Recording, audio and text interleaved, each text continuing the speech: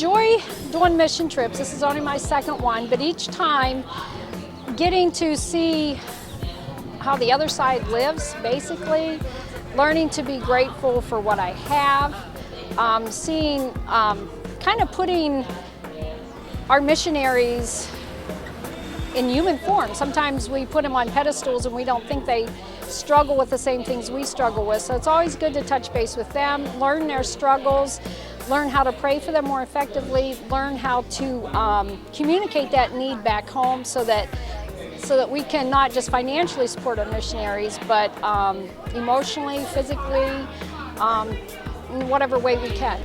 This trip was truly amazing for me, being my first missions trip. It was very moving. The Crusades were awesome, just to see a different way of reaching out to people, and it made me realize that I don't think I was selfish back home, but really I think I am selfish in a way, because you can complain about the littlest thing at home, and here they don't even have a dishwasher or a washer and dryer, and if it breaks, and they're still happy no matter what. And look at what they have compared to what I have, and I have so much. I am grateful for where I live. This was my first mission trip, and it was amazing.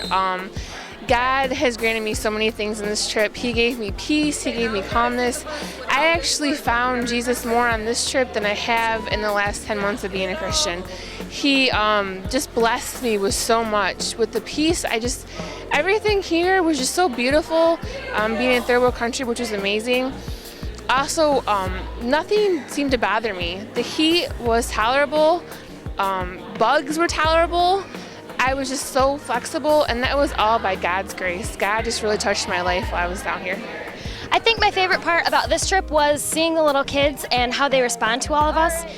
They really look up to us, and even when you're not looking, you can tell that they're watching you, and they're always want to be with you, and they want to talk to you, and they want to hear you talk. And some of the little kids even brought some of us presents, and they're just the sweetest little kids, and they just want your attention. And it was just really nice to see how they live life down here, and they would ask you questions, and it was just good to talk to them and see what their life is like down here. Some things I learned on that trip were, just be flexible, go with the flow. I mean, we called it Guyanese time because it's usually about 15 minutes behind. If you're supposed to leave at 5, you leave at like 5:15. But, just being flexible, and the worship here was awesome because you didn't really know the people, and they kind of thought you were cool no matter what. So you could worship how you wanted. It was great because in America, you sometimes get hindered by what other people think, what your friends think, but you could just worship how you wanted. And I learned how to pray better in a group, out loud. I used to just say like really short ones, but it's a little bit longer, and just trusting God with everything. Because when you're in a foreign country, you have to trust God with that, or you basically flex or you die. Through this trip, I would say that God really showed me how He is the one and only. My eyes were open to different people that we came in contact and built relationships with that used to be Muslims or Hindus, and how they found Christ. God really showed me that, and how our personal testimonies can be a huge factor in that. And just to be a witness for God and just tell your story, and God will use that no matter what you do. He gave me the blessing of praying with someone that recommitted to Christ, which was a total blessing.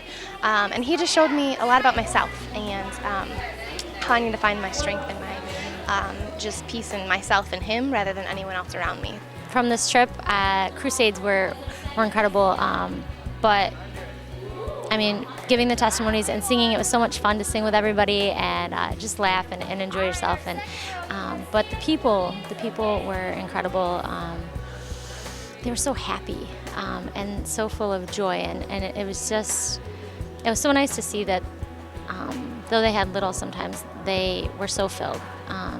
And the biggest thing is when you talk to someone and they would tell you their story, tell you about how they came to know Christ. It was so incredible because they were so happy, and just they kept talking about the light and how filled they were. This was my 4th missions trip, and I absolutely loved it. It was when we had our ups and downs, I was a little bit doubtful at first, and one of the nights at Crusades, I actually had the opportunity to lead a 9-year-old girl to Christ, and that was the most amazing thing ever. That was the first person I'd ever led to Christ, and I was all smiles for the rest of the night. Everyone was like, it was awesome, and I was like, there's no words to describe how awesome it was. It was amazing. Well, just like any other mission trip that I go on, one of the main things that I really like to see is the movement of God, and He moved in a mighty way here. At the Crusades, we were able to pray for salvations, we were able to pray for healings, we were able to pray for recommitments. I personally was able to pray with a group of kids to receive Christ for the very first time, and that was a great experience to be able to do that. We also were able to, I was able to pray for a man and his daughter, for a daughter that wasn't there because she had a migraine headache that she had for several days, and she was not able to come to Crusades, but after prayer God healed her and she was able to come the next day and every subsequent day afterwards. So that was a great experience. I love to see God at work, because when His hand is on things, it makes the trip totally worth it, and He definitely moved in a mighty way. The thing I learned most from this missions trip is to just remember how blessed we are in America. We go to foreign countries, and a lot of times we go on vacation and we never really see the country, we never really get to see the people. And when you do a missions trip, you actually get to meet the native people that live in that country. You get to intermingle with them, talk to them, find out how they actually live.